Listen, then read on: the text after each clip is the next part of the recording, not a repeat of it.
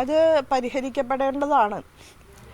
സർവകലാശാല കമ്മ്യൂണിറ്റി, അതുപോലെ നമ്മുടെ വിവിധ കലാലയങ്ങളുടെ അക്കാഡമിക് കമ്മ്യൂണിറ്റി വളരെയധികം സ്ട്രഗിൾ ചെയ്ത് ഹാർഡ് വർക്ക് ചെയ്ത് ഞങ്ങളെല്ലാവരും ഒരേ നൂലിൽ കൊരുത്ത പുഷ്പങ്ങൾ പോലെ പ്രവർത്തിച്ചുകൊണ്ടാണ് ഇപ്പോൾ ആദ്യമായിട്ട് ഒരു കരിക്കുലം ഫ്രെയിംവർക്ക് ഹയർ എഡ്യൂക്കേഷന് ഉണ്ടാക്കുകയും അതിനെ ആധാരമാക്കിയിട്ട് സമഗ്ര പരിഷ്കരണം നമ്മുടെ അധ്യയന രീതികളിലും പോലും വരുത്താവുന്ന രീതിയിൽ 4 ഇയർ UG പ്രോഗ്രാം ആരംഭിച്ചതും മറ്റും. സർവകലാശാലകളുടെയും കലാലയങ്ങളുടെയും ഗുണനിലവാരം ഉയർത്തുന്നതിനു വേണ്ടി വളരെ പ്രയാസകരമായിട്ട് തന്നെ ഇടപെടുകയുണ്ടായി. 6000 കോടി രൂപ ആദ്യ 4 വർഷം ഉന്നത വിദ്യാഭ്യാസ മേഖലയിൽ രണ്ടാം പിണറായി സർക്കാർ വിന്യസിച്ചിട്ടുണ്ട്. പ്രഥമ പരിഗണനയാണ് ഉന്നത വിദ്യാഭ്യാസ മേഖലയ്ക്ക് നൽകിയിട്ടുള്ളത്.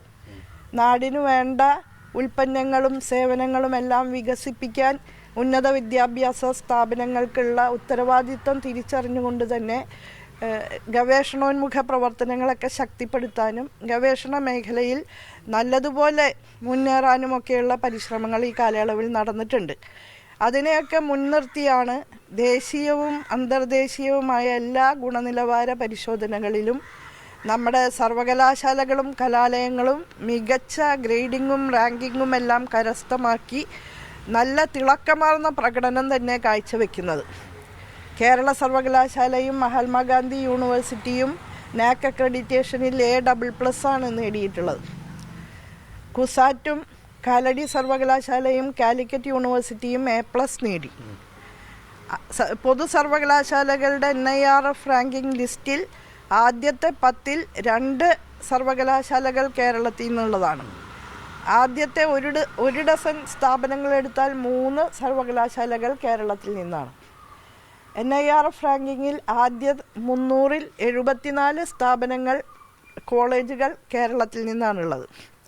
അപ്പം അങ്ങനെ മികച്ച മുന്നേറ്റം കാഴ്ചവെക്കുന്ന ഒരു ഘട്ടത്തിൽ തികച്ചും സങ്കുചിത രാഷ്ട്രീയത്തെ ആധാരമാക്കിയിട്ടാണ് ഇപ്പോൾ രാജ്ഭവനിൽ നിന്നുള്ള പ്രവർത്തനങ്ങൾ മുന്നോട്ടു പോകുന്നത്.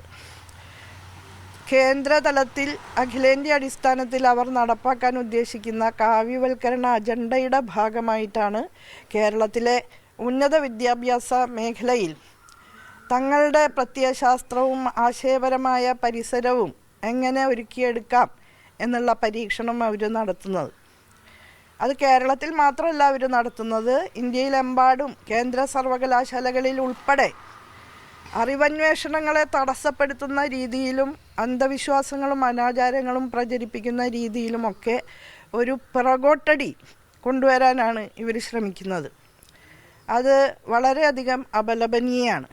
കേരളത്തിലും അതിനുവേണ്ടിയുള്ള പരിശ്രമങ്ങൾ ഈ രാജ്ഭവൻ്റെ നേതൃത്വത്തിൽ നടക്കുന്നു എന്നുള്ളത് വളരെയധികം ഖേദകരമാണ്. പ്രത്യേകിച്ച് നമ്മൾ ഉന്നത വിദ്യാഭ്യാസ മേഖലയ്ക്ക് സുപ്രധാനമായ ഊന്നൽ നൽകിക്കൊണ്ട് ആ സ്ഥാപനങ്ങളെ ശാക്തീകരിക്കുന്നതിനുള്ള ഇടപെടലുകൾ നടത്തുകയും അവ വിജയം കാണുകയും ചെയ്യുന്ന സന്ദർഭത്തിൽ അവയെ തകർക്കാനുള്ള ശ്രമങ്ങൾ മുന്നോട്ട് കൊണ്ടുപോകുന്നത് തീർച്ചയായും പ്രതിഷേധാർഹമാണ് എന്നാണ് പറയാനുള്ളത്.